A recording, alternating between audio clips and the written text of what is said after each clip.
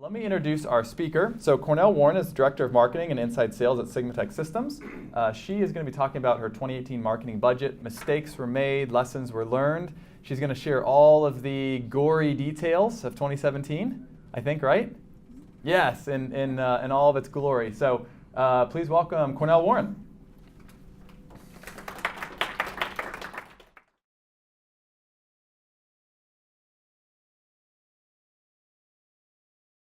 The phone rings. It's our CEO, my direct manager. Did you see the new fabricator? Yeah, I saw it. What happened? We were planning on being in there, but at the last second I decided not to because we had already put in for $50,000 of extra trade show expenses this month. I wasn't sure about the impact on cash flows if I put in another $9 grand. So here comes the answer. Maybe we need to decide about this stuff in the future together.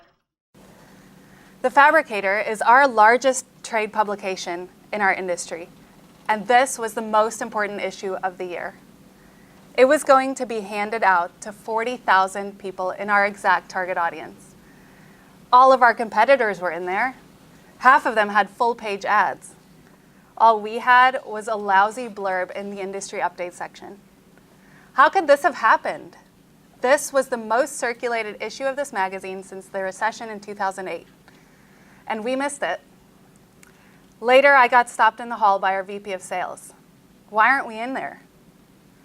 How embarrassing.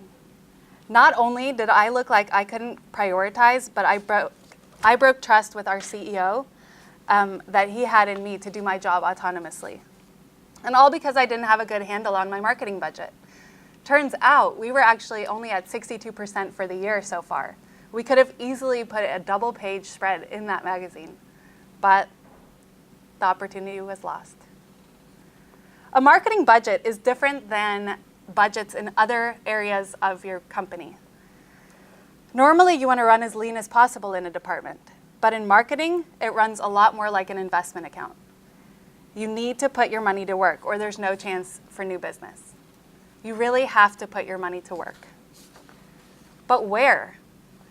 One of the best and worst sayings that I've heard about a marketing budget is this: I'm wasting 50% of my marketing dollars. I just don't know which 50%. And that's bad. That is unacceptable. Fortunately, we were still able to generate over 400 leads at our trade show, so the print ad fiasco blew by, but the trust still has to be rebuilt at this point.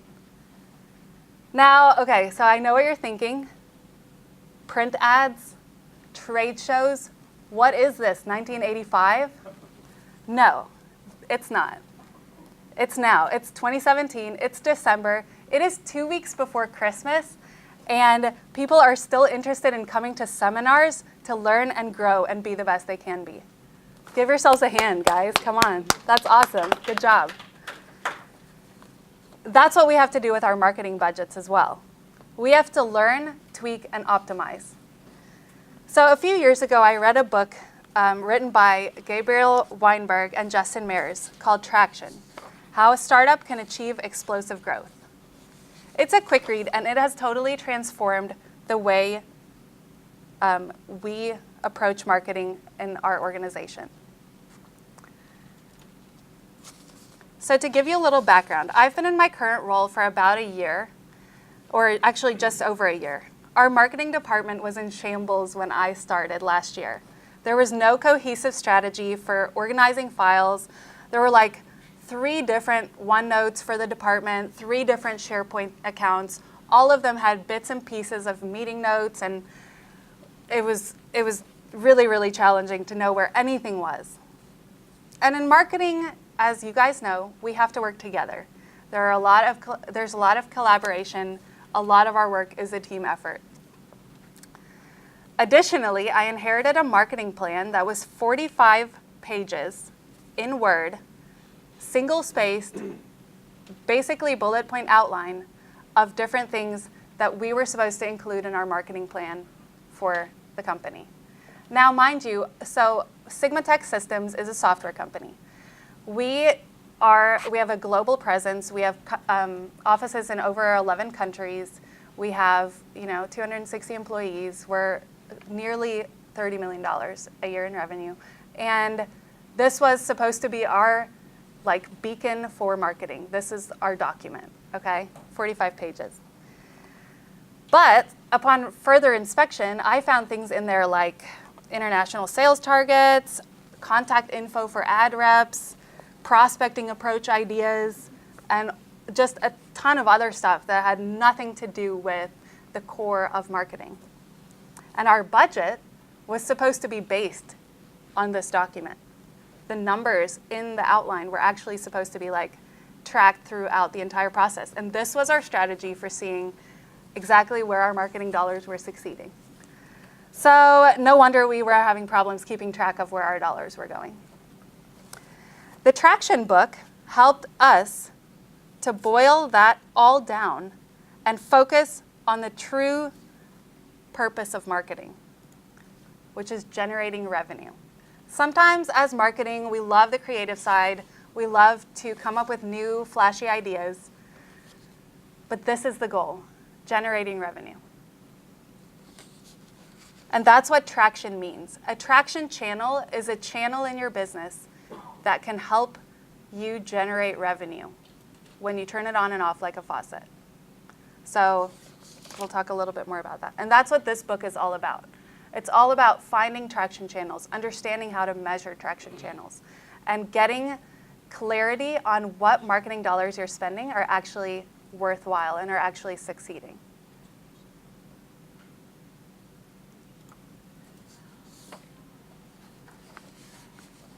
So this book is tailored to startups. It starts with 19 traction channels. And at our company, which is 24-year-old, all over the globe, it has helped us a ton to get organized. So here's a look at the traction channels. Wait for it. There it is. All right. Isn't that a lot more manageable? Now we all feel warm and fuzzy inside. No. Okay. There's a lot. Each and every item on this list has the potential to be a revenue-generating traction channel for your company. But I know what you're saying. Well, you're not saying it, but I know what you're thinking. How do I know which 50% of these are even ever going to work for my company? How do I know where to spend my marketing dollars? So we asked ourselves the same question at the end of last year, and I started working through that 45-page document. And I added 4 more to this list, as if there weren't enough. So we had a strong reseller network already in place, and that was a traction channel that we had measurable, tangible success through. We also had a lot of established customers, large, national, multinational customers, like the Caterpillars of the world and things like that, that really we could do account-based marketing with them, and that really wasn't encompassed in Weinberg's traction channels. And then we also can work with education. There are technical schools and things like that that I just felt they had left out of their list. And then finally, our website. They do have different traction channels that relate to and pertain to the website.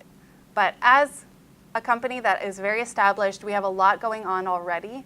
We didn't want to set up a marketing plan and a marketing budget with these traction channels and then exclude the major bullet point that we're already investing in called website. So we added that in as well.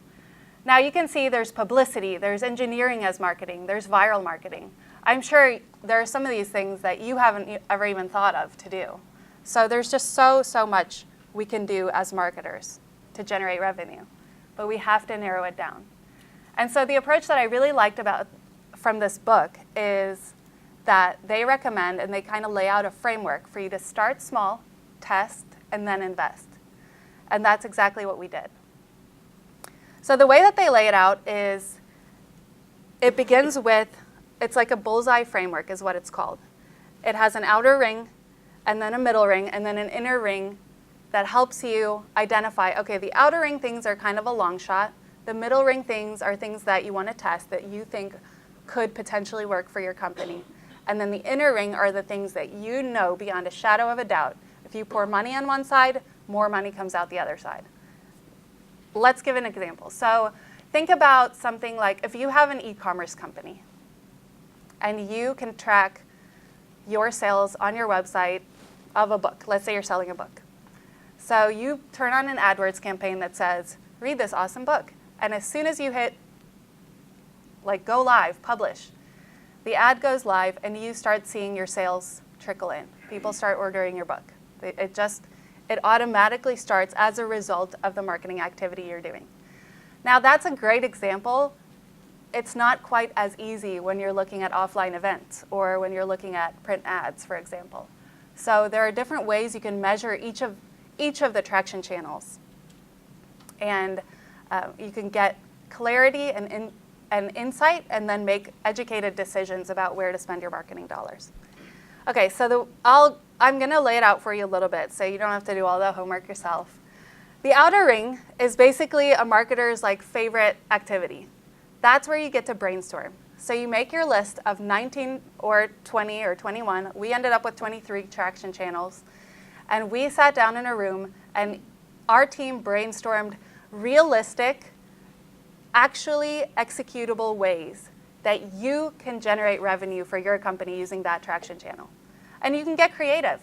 Oh, one caveat to that is you can't just go nuts. There is a limit of the budget. So you want to do tests on each of the traction channels with a budget of around $2,000 when you're testing. So as you're going through the outer ring, brainstorming ideas for each traction channel, keep that in mind. How can I, investing $2,000, generate more revenue than that for my company using this traction channel? And do that for every single one. So the whole point is you're going to take these traction channels and make it into a marketing plan. Then you're going to take your marketing plan and you're going to allot budget to each one of those items. And that way, it all stays cohesive. We've gotten to the point now where our file organization on our server is exactly named according to our traction channels. That way, it's just all consistent. It's easy for people to find. If you need a cheat sheet, you have the marketing plan outline document that you can go look at to see where in the world is this document going to be saved. So that's what I ended up with. I whittled the 45 pages down to 25 or 24 pages there, just over 24 pages. So that's still way too much, obviously, but it's a start. And many of these things are things we're already doing. Many of them are things that are sort of on the back burner, but we had to decide where we were going to focus. You know, at this time last year, we only had a team of 4, I think, working on this entire list. It's too much for 4 people to manage. And I'm sure you guys feel the same way in your marketing teams, that there's just not enough of you to go around. And that's why testing and focusing in on the most important traction channels is so important. So that was the outer ring. The middle ring is your best guess at what you think will work for your company. Many of you have lots of experience in marketing. You have industry knowledge. You have, gut feel, whatever else. You can take a stab at, once you have a realistic tactical strategy for each one of the traction channels, pick 5. Narrow it down to 5 that you think have a real chance of succeeding for your company.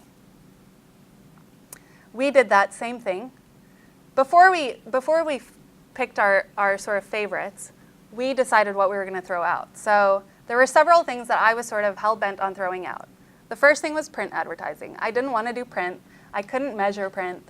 I didn't think it was that valuable. I don't know. I wanted to test what would happen if we didn't do print. Historically, this company has done print for the last 23 years. So I wanted to test something different. And it was interesting to test.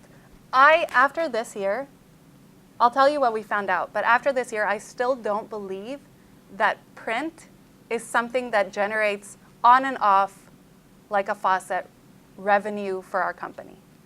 But there are other things that it does provide us that are still worth consideration. So for 2017, however, we did phase print out completely. And our ad reps were shocked, and they tried to go up the ladder and whatever else because they really couldn't believe it. But I sort of made the argument for it, aside from this one ad that we really wanted to place that I didn't end up placing anyway. So the other thing was social media. We are B2B. Our traffic on our website goes way down on weekends because it's not something people work on in their free time. We do industrial software for profile cutting machines. That's no one's hobby. Well, it's almost no one's hobby. So social media is not really a place where we see revenue that just gets generated. We can't even really track like web leads that come from social media. We don't see many web leads coming from social media. So that's something that we decided to phase out a little bit and focus less on. And then blogging just for the sake of blogging. When I came into my position at the end of last year, there were some very interesting blog posts going on our website. And like I said, we're B2B, we're not P&G. And there were just blogs for the sake of blogs. And they had nothing to do with our business and nothing to do with our industry and really nothing to do with anything except maybe the day of the week or, you know, if it was like National Talk Like a Pirate Day. So those types of things we decided to phase out. Things we decided to keep not being a startup, we don't start with a blank slate. So there were several things that we knew we had to keep doing that had been tried and true, that were just the tested things that we knew we couldn't give up. SEO. So when I started, we renewed our investment in SEO. Way more than half of our traffic to our website comes from search engines. It's not direct. And that was something we wanted to continue growing. And our rankings and things like that had dwindled a little bit. So we wanted to keep doing that. Webinars. Late last year or middle of last year, we started testing webinars, and they had really great results for us. Being a software company, I think, lends itself to webinars. So those are the things you have to test for your business. But we tested that and began to do that consistently this year. And then Weinberg has sales as one of his traction channels. Now, in a larger company, obviously sales is almost totally removed from marketing. And that's how it is for us. We have a huge sales team all around the nation, all around the world. That's not going anywhere. I don't really consider that one of my traction channels, even though our sales team is who closes our deals. So yes, it is a traction channel, but it's really a separate thing from my perspective, from the marketing department. So I try to get them hot leads. That's the thing. And that's how I measured, my success is measured. So that's the middle ring. And then, okay, email, engineering as marketing, trade shows, and viral marketing were the 4 things that we tested this year. So email marketing was something that our company had never really been strong on. We had a monthly newsletter, and that was it. We decided to explore different avenues. We decided, cold emails, email blasts to big groups and things like that. We had some interesting results. The second thing we tried was engineering as marketing. Because we're a software company, because we have some technology already available, we decided to try and see what we could do there. So that was also an interesting test. Trade shows was something we tested. Similar to print, I came into it feeling like, okay, these are old school marketing methods. Is there real value there? Like, are we just investing a ton of money and not getting anything for it? So I wanted to put trade shows to the test. This was one of our key things that we did as a marketing team at SigmaTech up until this point. And then finally, viral marketing. So viral marketing is kind of hard to pin down because you can't control if something goes viral or not. So you can really just do things that might seem interesting and see if it works. But we wanted to test that as well. We had some ideas. And that was the middle ring. So here's what happened. On email, we ended up getting some software that we could easily deploy, and we started running a lot of different campaigns with email. we ended up growing our lists for our newsletter. We were able to grow our list for our webinars, and we were able to see a lot more engagement and interaction, and now we can measure that interaction as well. Now, we also, on the email front, we also did some email blasts to third-party audiences. And those things were very hit or miss. So I think we invested like 15 grand in one of those types of email blasts, and it just went nowhere. Like 100, maybe 100 people responded. So it's really, really important to test with smaller budgets before you really invest the big dollars. And we had seen so much success with our own email efforts that I thought it would translate to these third-party audiences. But turns out that's not the case. So it's good to invest. Now I know for next year, right? We also we implemented Infusionsoft. It's marketing automation software. Then we got rid of Infusionsoft and implemented Acton. And in the meantime, we were still using MailChimp sort of on the side. So sometimes there is technology that goes into the mix with this stuff, and I think it's important to test the channel before investing in the technology. So Infusionsoft was like a low barrier to entry for us, and we could use that without having to invest too heavily. Once we started seeing success, we could upgrade to a system that was actually more along the lines of what we wanted to accomplish, which was Acton. We also had several deals closed from email. So our inside sales department started deploying emails, and they were able to close lots of deals from those. So that was really good. I just got the time back there, so I'll have to hurry it along. Our second one that we tested was SEO. So here's what we found. Our organic search traffic year over year went up by 4.82%, which is really good. You know, for an industry that is pretty established, our competition is pretty established, our company is pretty established, and yet we were still able to see growth through our SEO efforts. So we're very happy with that, and we're excited that we can continue to grow it next year. Our direct traffic is also up a little bit, so that's good. That's always what people talk about when they talk about print advertising. And having pulled completely out of print advertising, now it's clear to us, okay, your direct traffic isn't where people go from print advertising, because ours is still going up. So at least for us, we know that. So I think this SEO was another success story for us as we tested it. Trade shows. So this year we started off, we did our first trade show in January, and then we had another major trade show in November.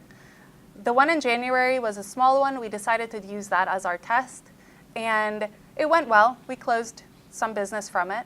We got several leads. The leads were not too high at a cost per lead for us to handle.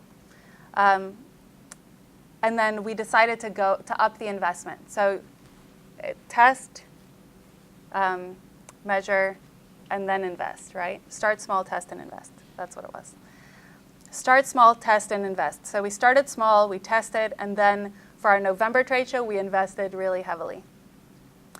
And if you look at that blue dot, where it goes really high up from the orange dot, which is year over year, that's the first day of our trade show where we invested heavily. And this is our web traffic. So that means people were literally at a trade show all day, and then they went back to their hotel and started looking around on our website. So that was a really, really good sign for us. Additionally, I could identify dollars generated for every single trade show that I looked up this year. So that's just something I can't argue with. We get to have those in-person conversations. We get to build relationships, and we get to close business from those things. So trade shows is something that is a proven traction channel now for us. Not everything works perfectly. We also did this. This was our viral marketing effort. We went into manufacturing shops and did reality TV. Yes, that is me. Welding, learning to weld. And it was a lot of fun to do, but it generated 0 leads. So that's just not worth it. You know, it was fun. We tested it. We used a smaller budget. We went to our customer facilities and things like that, and we had a great time, and we did not generate any revenue from it. So definitely something that we will have to discontinue for next year. Well, so we were conducting all these tests all year long, having lots of fun, learning lots of new things, but we spent almost no time working on our existing website. And look what happened. Our conversions were down. So we had lots of new traffic coming in, but our conversions to web leads were actually down. People were registering for webinars, they were doing all this other stuff, visiting us at trade shows, but they weren't becoming web leads. And that's something that we rely on as one of our key performance indicators. So that's something we're definitely going to prioritize next year. And we are building a new website that's going live soon. But it's interesting to see what happens as sort of the opportunity cost of doing lots of different things. It's important to stay focused, know what you're good at, don't run too many tests at a time, and focus in your inner ring. So this is what we decided. Keep webinars, keep SEO, keep email. And you know what? It's actually important to mention, you can outsource some of these things so that it doesn't have an impact on your team's bandwidth. So like we hired a new trade show company, for example, and that has really helped out. Viral marketing, I don't think we're going to do that again in 2018. Social is going to stay minimal. It'll just be publishing and sharing the content that we're already creating for the other areas. So this is what we're testing in 2018. We've already got some ideas. We're going to test podcasts, and we are going to go back to testing print advertising. And the reason is because the higher level OEMs in our industry are very engaged with the publications. And they base a lot on the perception that they have of software companies from the print publications. So that's something that I think has hurt us actually with our OEM relationships. So that's why we're going to test that again and see what happens. And then we're going to be launching a new website. So those are the things we're testing. They look promising. There's the bullseye. And I just wish you all the best. Don't forget to measure, plan, test, measure, adjust. And that's basically it for me. Yeah, good luck for 2018.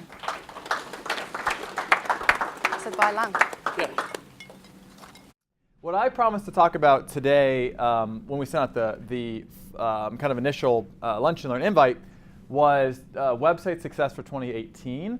I did make some calls. I didn't have a chance to talk to everybody, unfortunately, but I made some calls, and I just got a feel for what kind of your guys' pain points are and what things you are interested in hearing about. So what I'm also going to talk about is some of the finer points of kind of what in 2017 were the big myths that I kept hearing propagated and what we need to kind of kill once and for all and dispel as we move forward to 2018. Say what now? Oh, talk louder. But if you guys have specific questions on stuff, at the end we're going to have a Q&A. So make sure you guys like raise your hand, ask questions so we can get to your specifics. Cool? Sound good? All right, cool. So let's dive in. Okay, so how to get the most leads out of your website. That's going to be our goal. So first, let's start with definitions because I don't want to drive a bunch of terms and no one knows what's going on. So let's quickly go through the room here. Does everybody know what a backlink is? Okay, raise your hand if you don't know any of these words I'm saying. Backlink, organic versus ads, SEM, SEO. Don't feel bad if you don't know. It's okay.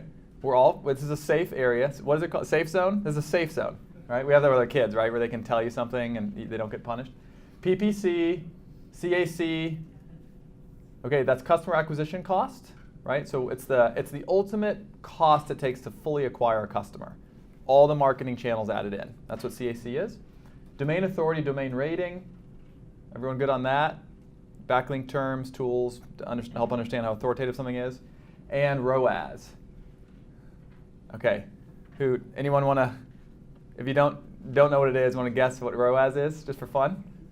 Funsies? Place in Middle Earth? From Lord of the Rings? Yes. Darren. Return on advertising spend? Yeah, return on ad spend. Here we go. Advertising, that's good. Yeah, bro. Okay, so return on advertising spend. Good. So we're gonna use some of these terms. I just want to make sure that everyone's really clear on what they are. If you don't know, feel free to raise your hand. Yes. Pay-per-click. Pay-per-click. PPC can be used interchangeably with SEM, which stands for search engine marketing. So a really difference with SEO and SEM, we'll talk about in a little bit, but SEO is when you Google something, you skip all the ads and you click on the ones that aren't ads. That's SEO. PPC and SEM are when you Google something and you click on all the paid stuff. The stuff at the very top and on all the ads on the side, which are PLA ads, or the images when you search Keurig coffee maker, there's like 9 million ads for Keurigs to buy on eBay and all those places. That's what PLA, and that's part of SEM or search engine marketing. It's paid. Cool? Everybody good so far? Good. So I have this picture here. Anyone, you get a free cookie if you know who this is. Anybody know who that picture is? Nobody? You know who it is? Who is it? That's Larry Page. Oh, but you're close. You're close. Okay, so that's one of the two founders of Google. So I always put this slide on here because there's always the guy who shows up who's like, Tim, I've got all this. Like I know all these things, and I'm like, oh, like are you Larry Page? He's like, who's Larry Page? Like the founder of Google, right? So we always put that just for funsies. But I'm assuming for today, for most of you guys, like if on a digital marketing kind of 0 to 10, would most of you say you fall kind of in like a 5 to 6 range? Like pretty knowledgeable, but it's not like what you focus on every day. I just want to get a feel for the room because I want to make sure to cover things in a way that's going to make the most sense. Most of you guys are in the 5, 6 range, or some of you like 10. Like you guys are Neil Patel, crushing it, like just like epic at online marketing. That's you, Mark, right? No, 5, yeah. 6. Okay, 5, 6. So I want to kind of tailor this at a 5, 6 level to make sure that everyone can understand what's going on. And if you guys have like really deeper questions, like, hey Tim, this was too beginner for me, grab me afterwards. We can go deeper and talk at a deeper level. But I want to keep it at that kind of 5, 6 level today. Does that sound cool for everybody? Okay, cool. Okay, so first, we want to dispel some myths, okay? So the first myth, has anyone heard this, read blogs, read Taboola articles that titled SEO is dead, don't waste your time anymore, do social media, right? Anybody? I'm seeing some smiles and some nodding, right? SEO is not dead. It's kind of far from it. So I want to give you guys some proof on that. And it's not just because we're an SEO company. We actually believe this is true. SEO is not dead. Here's some stats. So 93% of all online experiences begin with a search engine. So even if people are going just to research something, and they're not necessarily going to buy from your pay-per-click ad, they still start on a search engine, right? And SEO is that process of being found in a search engine. So doing social is great, doing email is great, trade shows, those things are all fine, but SEO at a core level is not dead, nor is it going to be for a long time until the search engines die, right? So until people stop using Google and Google stops listing companies and products, SEO is not going anywhere. So it's going to be around for a long time. Also, 75% of users never scroll to page 2. So you guys have heard the old SEO joke, where's the best place to hide a dead body? Page 2 of Google, right? Because I want to find it? Yeah, right. So yeah, so this is the age-old thing of, we'll be talking to companies. They're like, oh, we're working with a firm. Everything's really good. They've kind of moved us forward, and we Google, and we're like, you're like on page 4. Like, but we were on page 80. We're like, that doesn't matter, because no one goes to page 4. So with SEO, it really is this battle of the top 3 to 4 spots, right? Like the top 3 to 4 spots basically have all the traffic when it comes to organic. So everything below spot 5, 6, and 7, just you're there, but you're not getting much traffic. So you really do have to be at the top. And then 70% of all users ignore paid ads and go right to search results, especially millennials. So the younger people are, the more they can quickly sniff out ads, and so they skip the ads because they know they're paid. There's this weird thing with SEO where people believe the non-paid organic is just more pure than the ad, right? Where it's like, well, that was paid, I don't trust it, but I trust this organic link that some guy spent millions to optimize so that I would rank here. Yeah, right. But people just trust it more. So because of that, there's this interesting thing with this trust on organic. When people come to your website via organic, they just believe the content is more authoritative and more pure. It's really interesting, but let's use that to our advantage as marketers, right? So I also want to show you guys one interesting thing here really quickly. I want to show it to you in this format so I can, whoops, not that. Here we go. How do we zoom in? How do we zoom? I don't want to go to our invite. How do we zoom on this sucker? Oh, there we go. All right. So here's a couple SEO stats so you can't ignore. I think this is interesting. So 30% of link clicks are non-organic, which means 70% of link clicks go to organic listings. We covered that. 61%, the cost of inbound leads is 61% cheaper than outbound leads. So most of your guys' companies probably do sales today, right? You guys have sales channels, sales teams, inside sales, outside sales, sales support. We do as well. But studies have shown inbound is 61% cheaper. And the reason why is you don't have to pay outbound sales commissions, right? The leads that come to you are very warm. They're already interested. A lot of time in outbound sales is wasted because you're calling on companies who aren't interested, right? So not only is SEO not dead, but SEO long-term can be cheaper than outbound sales, right? So something to mull over, just an interesting stat to think about. And then 81% of businesses consider their blogs to be an important asset to overall business. That's kind of a cool stat. These I think are super interesting. SEO leads have a 15% close rate while outbound leads have a 2%. That's interesting, right? But it makes sense. Think about it. If you guys have any of you guys ever been in sales for, excuse me, for either your org or another org? Majority of businesses you call on, what do they say?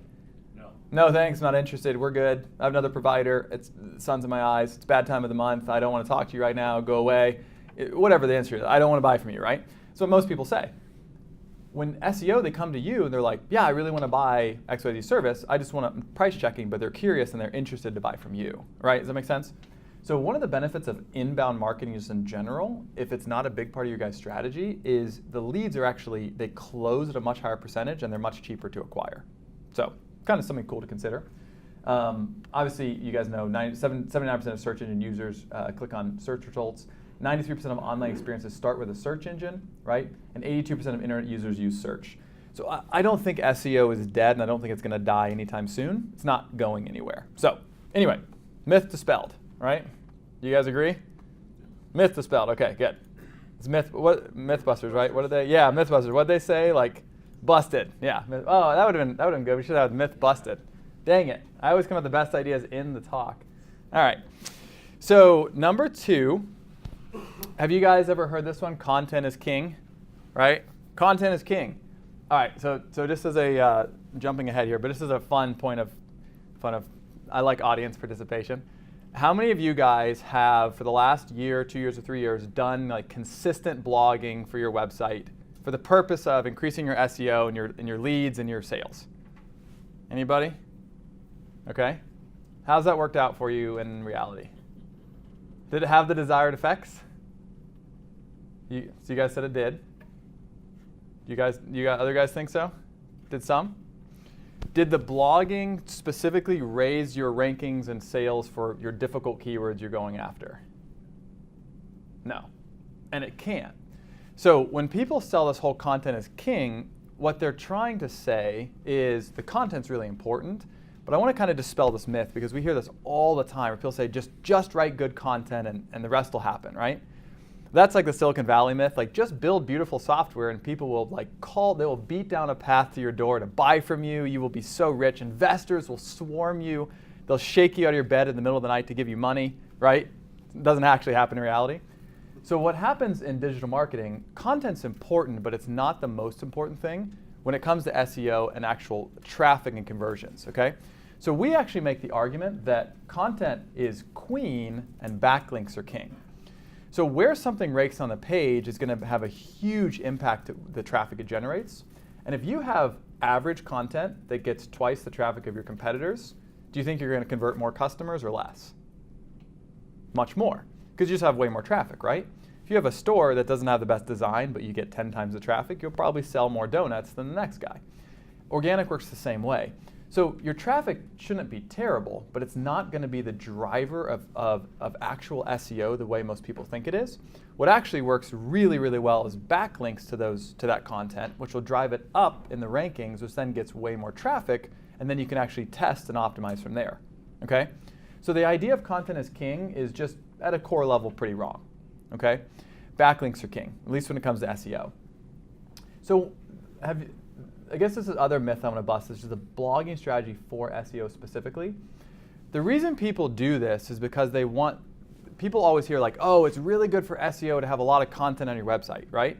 So kind of back to Cornel's example, people are blogging about the most random things like Mondays, National Peanut Butter Association Day, like all these kind of things that are like not helpful. And it doesn't actually improve the relevance of your site for any of the topics you're going for, so it doesn't really do anything. So if you guys are just blogging for SEO in general, I would recommend a different approach. That's not going to help you very much. It's much better to write fewer articles and then build links to those pages, and then those are going to rank much more effectively than just creating a lot of content all over the place that's really unfocused. Because blogs without links won't rank. That's just kind of the way it goes. And we'll talk more about that in a few minutes. Okay?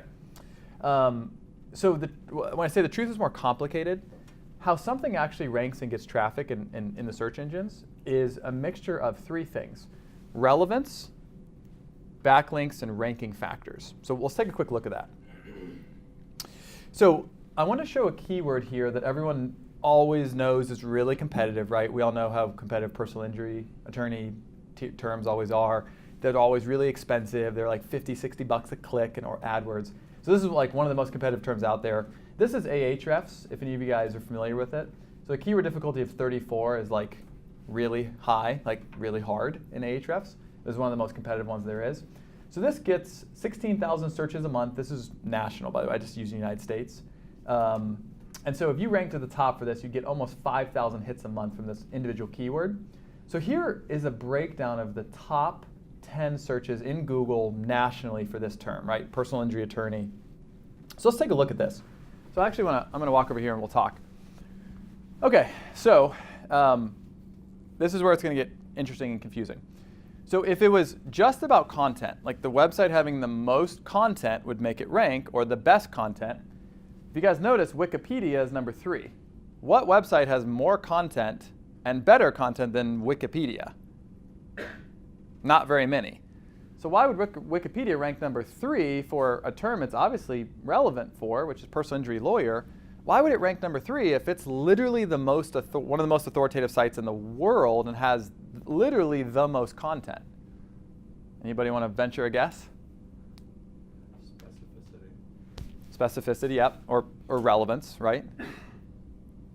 Anyone else have any ideas? There's free cookies if you get an answer right. So let me throw out an idea. So this one right here, you have FindLaw and you have Justia, right? Look at this one here, which is DR, which stands for domain rating. So domain rating is basically it's a combination of how many links point to that page, and you guys all know what a backlink is, right? It's a link on someone else's website that points to that website. So it's a way in Google of basically saying, this website's so good, I'm going to actually link to it on my website. It's an upvote. It's essentially upvoting in social media, right? Where I'm willing to put a link to this other website on my page because it's so good. That's what a backlink is, right? And Google was built on backlinks. That was actually when they invented Google, Larry and Sergey were Stanford PhD students, and they actually built this idea of let's create a search engine based on backlinks, not keywords, and it made them billionaires. It was a pretty good research project. But so DR, domain rating, is basically this measurement of how many links are pointing to your site and how powerful are those links. Okay? So Wikipedia has an 88, which is real good. It's gooder than 73, right? So this is higher. This URL rating says how good is that individual URL. It only has 430 backlinks. This has 2,821 pointing to this individual page, but yet it still ranks above it. So it's not just backlinks, it's also relevance. So what Google is looking at here is they're saying, well, FindLaw is literally only about lawyers. That's all it's about, personal injury attorneys. Wikipedia is one of the best websites in the world, so we're going to put them up here because they're really good. But you're not totally about lawyers, and we know it because you're also about a lot of other stuff, and we know that too. So we're going to put you here at 3. But you should be on the page. Justia, you guys are a little bit lower. You're also just about lawyers, but your domain rating's a 70, so you're a little bit less relevant. You have 156 backlinks versus 430, so you're a little bit less authoritative, but you're also more relevant than Wikipedia for this term, so we're going to put you number 2. You guys see where we're going with this? And then on, and it goes down here. So I put these guys on here, Celino and Barnes. these guys are in New York City only. How did they get on this list? They're like ranking nationally. Look at this thing right here. It's AR, which is basically a ranking of how quickly they're building links, how well they're building links to their website. It's a 1.6 million. They're like crushing all these other ones, like way more. And the reason they got on here is because while their DR and UR are not nearly as good, or in their amount of links, they're building links at such a fast rate for this term that Google's like, these guys must be doing something. They must have a really relevant and authoritative website. We should probably put them up here. That's why they're going up. So what it really takes to rank for keywords in 2018 is not just content. So it's not just, oh, write this perfect content and then put it on your website and magically you'll rank and traffic and it'll convert. That's not going to work. It's also not, hey, just spam a ton of backlinks to all your stuff that you buy on Fiverr. Please, by the way, don't ever do that. That'll get you banned. But just put a bunch of backlinks to your website. That also doesn't work. It's a combination of all three. The ranking factors, so things like title tags, meta descriptions, headers, stuff you guys have heard before, the standard on-page white hat stuff, how many links you get, and how relevant your site is for those terms. You got to balance all three of those. So going into 2018, that's what Google is really focused on, is not being able to just focus on one piece and do it well. You've got to really focus on making your site as relevant for the term you want to go for as possible, building great links that are also relevant for that term, and writing content that is helpful to your users and relevant for that term. Make sense? Okay, good. We'll keep going. All right, so I promised we'd talk about kind of lead maximization and how to maximize leads. So let's do that now. So I created a couple slides here that, and by the way, you guys don't have to write all this down. Just send me, in your little folders, guys, when you open them, my business card's in there. If you want the PowerPoint presentation, just email me. I'll send you the whole thing. So I'll be happily share the PowerPoint with you. So you don't have to write all this down, so you don't have to focus on that. But let me go through some of this. These are kind of our standard recommendations for clients going into 2018, the ways to maximize the leads coming out of your site. Okay? So here's kind of step one. Focus on the customer's buying journey. It's really important you back up to that level before you start on your digital marketing, because marketing is all about connecting one-on-one with humans and solving a pain and a need. And if you don't know the human you're really going after, it's hard to market to them effectively. Make sense? So the buying journey is really important. So here's a couple questions for everybody, like introspective questions. Do you really know your ideal client persona, right? Now, if you know them, have you put it on paper? Have you made your 3 ideal clients? Do they have a face? Do they have a name? Do they have an age, a gender, a demographic details, where they live, where they're from? Have you really mapped it out so your salespeople and your marketers can really identify with this person, right? So Susie XYZ, she's 46, she lives in Westchester, she has a minivan and 3 dogs, she has 1 kid, but she likes her dogs more, and she loves shopping at PetSmart and XYZ, whatever, right? You have this whole thing mapped out, so then we know who we're marketing to. So as you're making decisions in terms of your digital marketing, you're thinking everything about Susie, right? And then we think about, well, Susie really likes to shop on her iPad, so we really need to make sure our site is mobile friendly, because she doesn't shop on her desktop, she shops on her iPad, right? Does this make sense, like why you should start there? This gets people really confused because they look at it like, well, our traffic's from desktop, and well, we think it's mostly manufacturers searching for us. Like, well, let's get a little deeper than that, right? And then, so do you have first map them out.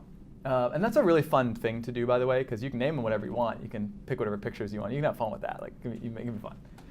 Do you know with certainty how your actual ideal client uses the web, right? So if you're selling to the decision maker of a manufacturing facility, are they the one even doing the Googling? Or do they have their assistant doing the Googling? Do they even know how to Google? That sometimes is a problem, right? How do they use the web? Because the decision maker you're trying to sell to, how they use the web might be different than how you think they use the web. And that could cause challenges with conversion, right? This is a really important thing to focus on, a research journey versus a purchasing journey. So the difference is, let's say that you guys are going to buy Christmas gifts, right? Which I still have to buy mine. I have not done any of that yet, because I do things early. I'm not a procrastinator, but I'm going to do my gifts. Let's say that I'm going to buy my wife a Christmas gift, right? I'm not just going to like Google and instantly go to the first website and buy something. It's not going to happen. there's a researching journey, right? The keywords you search to research something are different than the keywords you search to buy something, right? So like, let's say that I'm going to research a new car. I'm not going to type in an exact car brand. I'm going to type in, best luxury car 2018 or something. And I'm going to read some blogs and articles. I'm going to look at some pictures, see what I think is really pretty, what will be really nice. Oh, red is really good. Okay. Then I'm going to start looking at brands. And then my final purchase, if I'm like, I'm going to get a Tesla, my final keyword is probably, 2018 Tesla Model X lease amount. That's a buying keyword. Do you guys see the difference though? Those keywords can be very different, and you want to optimize your site differently and your marketing differently based on those keywords. Okay? Okay, does it make sense? Any questions on that? Okay, so it's audience guinea pig time. Now's the fun part. So anybody in here want to be a guinea pig? We'll specifically, I want to pick on a couple keywords and have some fun with this. I want to look at the difference between your guys' research journey and purchasing journey. We'll just do some quick Google search. So anybody want to volunteer? Not to be picked on. Yes. Okay, let's do this. All right. So, what's your industry? What do you sell? What do you guys do? I'm self-employed, marketing consultant in the arts. Okay, marketing consultant for the arts. So, if they're not sure they would need a marketing consultant, right? What would they start looking for? Like, would they search marketing consultant? Yeah.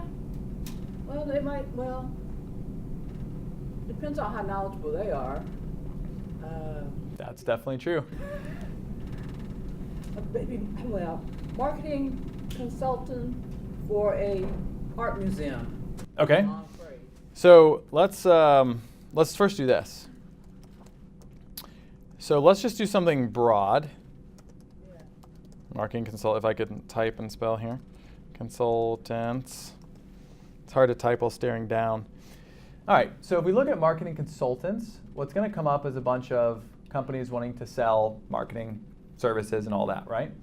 So this is someone's going to search here and say, okay, here's all these groups, okay, here's all these different websites, they're all selling me the same thing. Is this really what I'm looking for? Okay, this is part of their journey.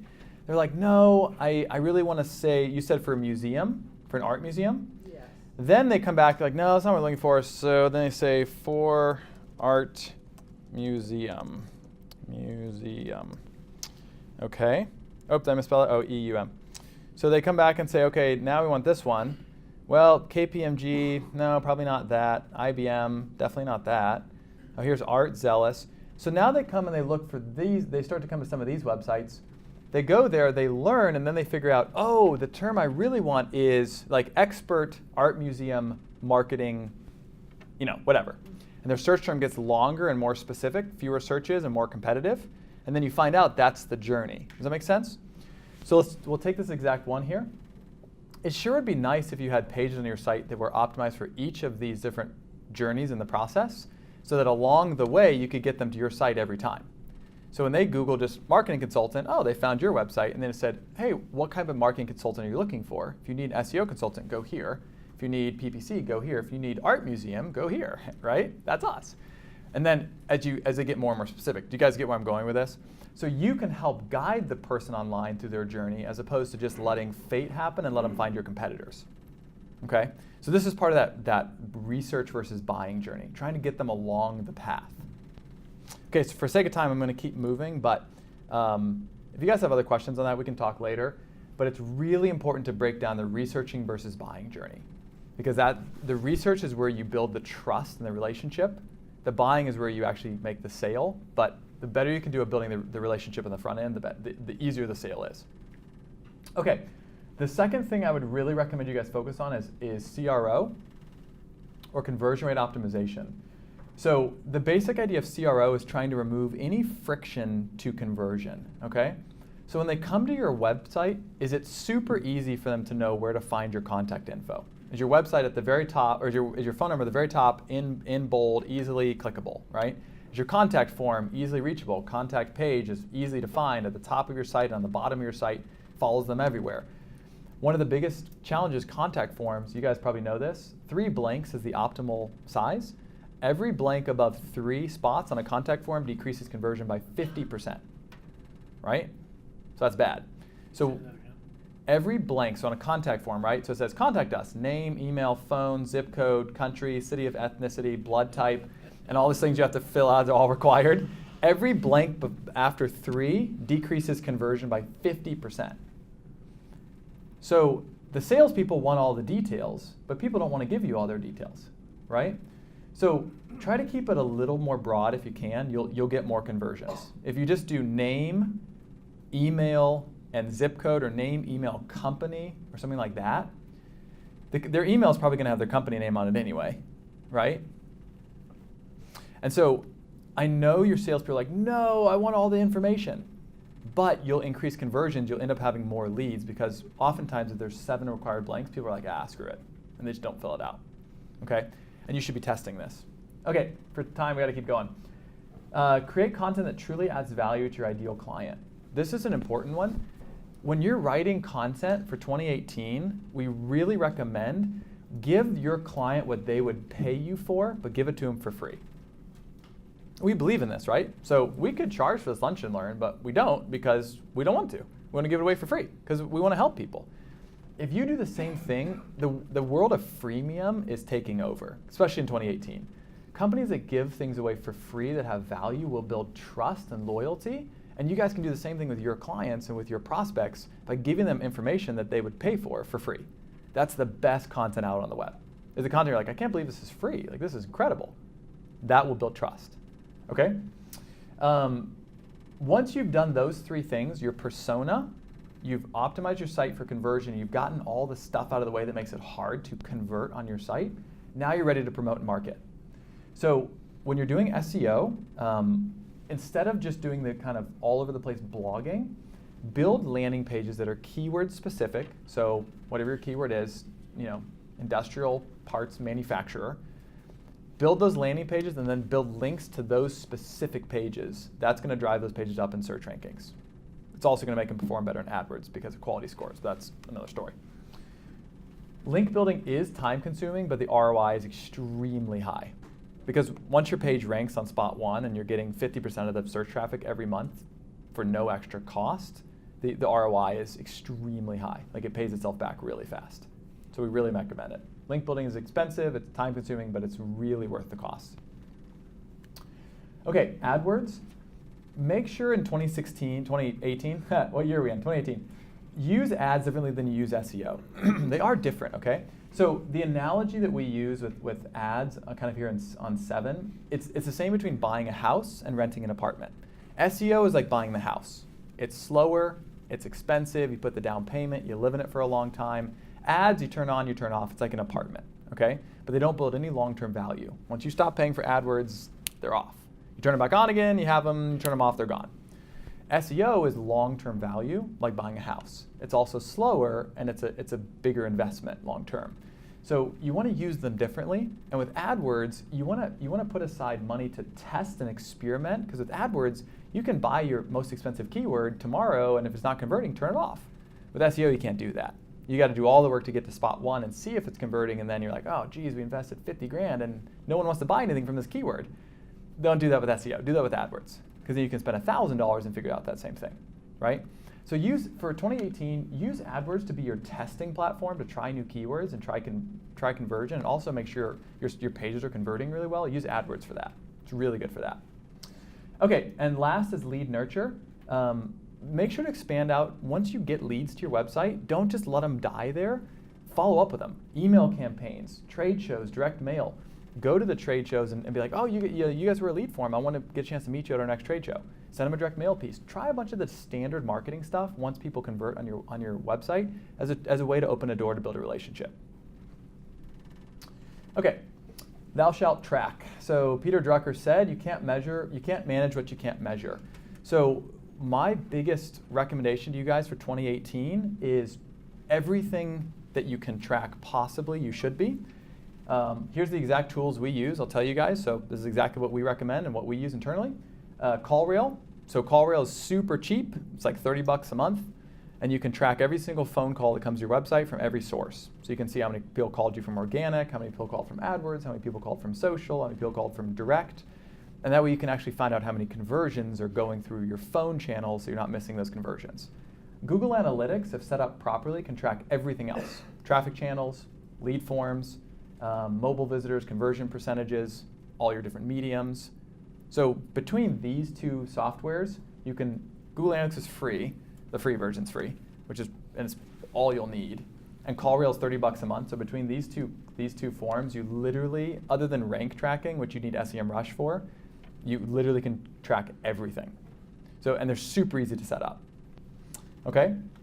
So this is what a monthly report should look like. So this is actually a monthly report for one of our clients. So not a sales pitch, but that was a pretty good increase in goal completions there, eh?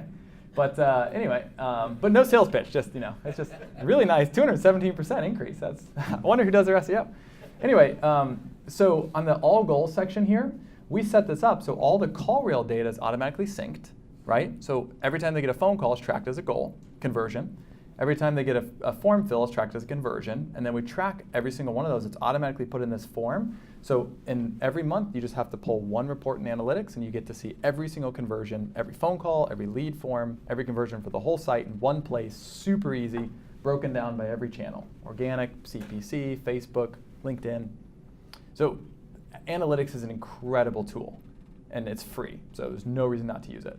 Okay? Last thing. Here's some tools that we use that I'm recommending if you guys just, we're not like resellers. Well, I guess we're resellers for SEMrush, but we don't have any special discounts or anything. These are tools that we use internally, so thought you guys might like to see this.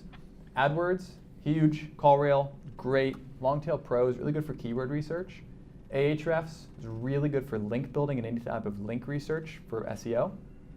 Google Analytics, and then SEMrush is really good for competitive research. So if you want to dig under the hood and find out what your competitors are doing, like everything on their website, SEMrush is awesome for that. It's like literally reading their mail, but it's legal.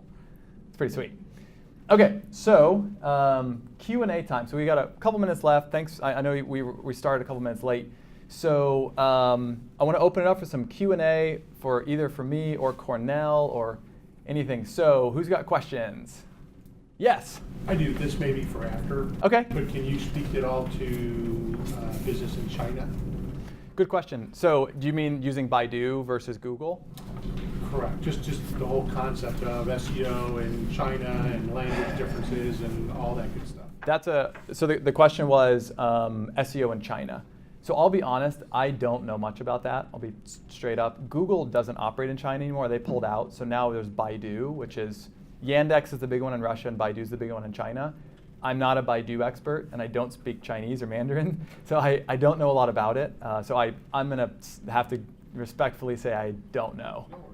But Call you. I think Mark knows. Okay. They're global, so he probably knows better than I do. Yeah. Great question. Who else has questions? Yeah, that's a good question. I don't know. I don't know anything about SEO in China. Yes? Talk a little bit more about once you identify your buyer persona. Yes. How do you guide them through the research journey versus the purchasing journey? Is that through content that you specifically geared towards those respective places, or how do you? Great question. So, and what was your name? Sanya. Sanya. Great question. So the question was, can I talk a little bit more about the purchasing journey, like the research and purchasing journey? How do you guide them through that? So the answer is with your content. So when you think about your ideal persona, what do you guys sell? What's your service or product? We're actually a marketing process outsourcing company. Okay. So content marketing and digital marketing. Oh, interesting. Yeah, is a couple of our offerings. I do the content marketing part of it. Okay. But I'm interested in learning more about how that meshes with SEO and digital marketing part of that. Yeah, good question. So let's say you guys sell content marketing. We'll just make it simple, right? So what I would recommend for you specifically is figure out who buys the content marketing, right? Is it the agency owner? Is it the internal in-house marketing manager? Is it the marketing coordinator? Who's going to be the ultimate internal champion who brings you in, right? And then what is their journey? What's the first keyword they search for? Try to figure that one out. And usually people search the shorter keyword first, the more broad 1 or 2 word phrases, because they don't know. And then as they start to realize, they get longer, more detailed searches. So I guess my easy answer is, like, let's say yours is like content marketing is like the first one people start with.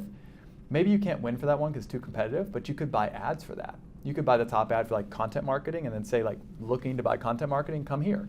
And then they come to your page, and your page can be an explanation of, do you have problem A, B, and C? If so, here's how we can help you. If you have problem D, E, and F, we're not your team, but you need this. So if you give them a lot of value, like if they were to talk to a sales rep, but just give it to them for free, that could be really helpful. Or if you had like an infographic that would explain to them like their process of how they should look to bring in content marketing, why they should do it. Something that would be really educational in nature could really help. Because you probably know your brand has to touch someone 7 times before they buy from you. They have, like, the subconscious has to see your brand 7 times before their brain actually thinks it's something they should invest in, right? It's just these subconscious things in marketing. So even if they go to your site, they see your infographic and they see your logo and they're like, okay, and they leave. The next time they come, that they see something of yours, their brain's naturally going to be like, oh, I've seen this before. I trust it to some degree, even though it's completely subconscious. Does that make sense? So you're being involved in that journey. The best way to maximize the journey is if you know all the keywords along the process and you can own all of those via ads or organic. And every time they search that keyword, they come to your site and you're educating them down your process. That's the best. That's the way to really crush it. Yes? I have a follow-up question about the research journey. Yes. So, for example, one of my personas is candidates for software developer jobs. Oh, okay. And the best, like, we recruit them, and the best candidates that we've had have been the passive ones that aren't looking for jobs. Correct. And how, like, they don't have a research process if they're not actively looking for a job. Great question. That's a good question because, so they're not a typical like SEO because they're not searching. Right. And SEO is all about people who are searching. So that passive candidates are different because you're spearfishing them, right? You're running out and you're trying to find them and stab them and bring them back to the cave. So it's, that's right. They don't come to the cave on their own, right? You got to go find them. So that's a good question. Here's what you could do is, if you find something they're interested in, like let's say they're going to GitHub to look at like, new AI coding trends, you could write articles about that and then say, are you interested in working on the latest tech? Come check out what we're doing. Does that make sense?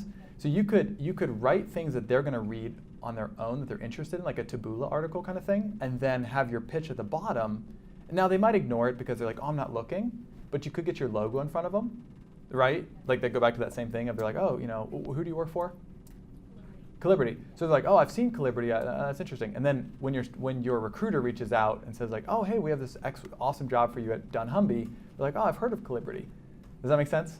That's probably the best you can do if they're not actively searching, because then they're not really looking for something using the web. That's a great question. Does that answer your question though? Cool. Okay, one last question, and then I want to make sure we're good on time. Anyone have that last burning desire, need it? Yes, Darren. I saw an opportunity. Leveraging video and optimizing video for SEO. Great question. So as you guys know, video is declining massively. No one uses video in the future. Oh, sorry, Darren. I've offended. Yeah. Throw it out. Yeah. So smartphones, this is not known yet, but I talked to Steve Jobs a couple weeks ago, and he said they're going to get rid of cameras on smartphones. No one uses them anymore. So obviously I'm being facetious. Video is going to continue to explode. I think one of the major polling companies said that they think 90% of the data in the world online in 2020 is going to be video. Like literally, video data is going to eat the entire world. So all of companies are going to become huge data centers for video as everyone's streaming literally everything. So video is going to be super important for SEO down the road. We didn't talk about video optimization here in detail, but if you guys are not doing video, you need to be. Video is critical. And where video is really important is for building relationships with people, where they can't build a relationship with your content the way they can with your video. So building video is really important for that. Optimizing video, so YouTube, does anyone know YouTube is the second largest search engine next to Google? It's also owned by Google. So when you optimize YouTube videos, they rank really well on Google because Google owns them, so they prioritize their own stuff. Here's a cool tip for you guys. You may not know this. If you build a video, so this could go back to your recruiting question.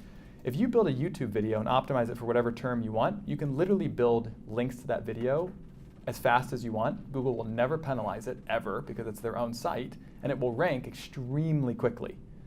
So that's just a little hint for you guys. If you ever want to rank for any term ultra fast, use a YouTube video. So you can even use that to rank for any competitive term, right? You want to rank for personal injury attorney, have your corporate video, optimize, go into the YouTube, optimize it for personal injury attorney, build links to that page. It'll rank in the top 3 spots in several months. It'll rank very quickly because YouTube has such good SEO factors as a core structure. So YouTube is really important, and anytime you build videos, put them on YouTube so you can market them, and then you can do the same thing on the YouTube video you would on your organic page. Titles, meta descriptions, fill out the content, put your keyword in there, and build links to those pages. Do the exact same thing. Does that answer your question? Yes, thank you. Yes? Does embedding the YouTube video within your page have any impact on SEO if you're SEOing the video on YouTube? And good question. So there's this little trick when Google indexes videos significantly faster than the index text. So when you embed a YouTube video, Google will reindex your, Paul, what is it? They'll reindex your page. Like when you put a YouTube video in a page, how fast do they reindex it? It can be like an hour or so. Like, it's fast. If you have a sitemap a video sitemap, I mean, they get like in an hour. Yeah, so you guys probably know, like let's say you build a new page on your website. Google's index can sometimes take weeks to pick up that new page, and it can take months to rank it. A trick you can use is Google indexes videos extremely quickly. I don't know why, but they do. So if you put a video on a page and then republish that page, go back to Search Console and submit the sitemap, that page can be ranking within like a couple days. It'll literally get reindexed in like an hour, just because it has a YouTube video in it. I don't know why they do that, but they do. So that can help SEO factors, and it can get the page ranking a lot quicker. And Google also likes pages with video. Like that's becoming ranking factors down the road. They're looking at pages with video. Plus, when people stay on your page and they watch your video, it increases duration times, which people look at as well. So bounce rate goes down, average duration goes up. And then people can click through to your YouTube channel. So in pretty much every way, it helps your SEO. So I would recommend you embed the video on the page as well as optimize the YouTube channel and the page, which is a lot of work, I know, and you can probably outsource some of that if you don't want to do all of it.